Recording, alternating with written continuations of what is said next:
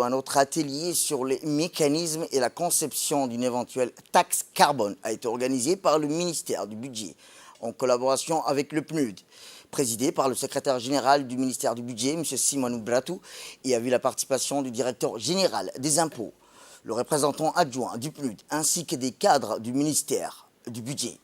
L'objectif est de renforcer, outiller, c'est doter d'un bon arsenal législatif des dispositifs juridiques appropriés pour pouvoir mettre en place cette nouvelle taxation qui répondra à l'adhésion de l'ensemble des opérateurs et des citoyens sur le principe pollueur-payé. La journée d'hier a été réservée à la Direction générale des impôts, les experts de la taxe DG globale pour pouvoir présenter une présentation des pratiques internationales en matière de fiscalité de carbone. La Direction générale des impôts a de son côté présenté la législation existante sur les énergies fossiles. Eh bien, le représentant adjoint du PNUD se réjouit de ce partenariat qui contribuera à instaurer la nouvelle taxation de carbone. Cette formation s'inscrit dans le cadre d'un projet de taxation pour les objectifs du développement durable conclu entre le gouvernement de Djibouti et le programme des Nations Unies pour le développement, PNUD. Permettez-moi tout d'abord d'exprimer ma gratitude envers le ministère du Budget de Djibouti pour son engagement dans le développement durable et son partenariat continu avec le PNUD afin d'aligner la fiscalité et les politiques fiscales à la réalisation des objectifs du développement durable, et particulièrement aujourd'hui à l'objectif du développement durable 13, financement pour le climat. Nous sommes réunis ici dans un moment déterminant où la communauté internationale reconnaît de plus en plus l'urgence d'agir contre le changement climatique.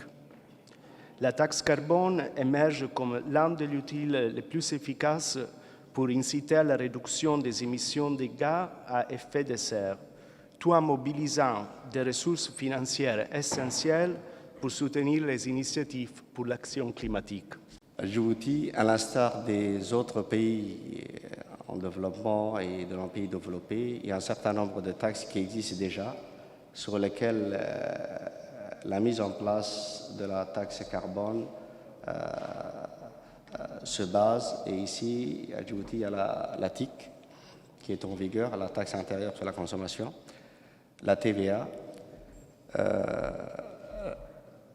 aussi pour la détermination des prix des produits pétroliers, il y a une contribution de l'Union africaine.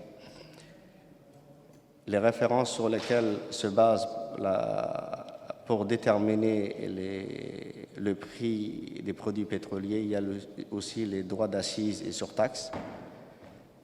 Il y a un ajustement à la pompe qui est fait sous forme de péréquation.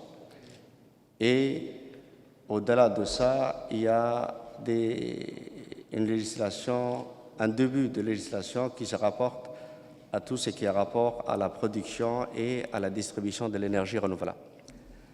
Pour ce qui concerne la TIC, c'est une taxe qui est supportée, c'est une droit de porte. Elle a fait l'objet d'un amendement en 2014 par la loi de finances 2014 et c'est une taxe due sur l'ensemble des marchandises qui varie de 0 à 23%, qui est calculée sur la valeur des marchandises importées.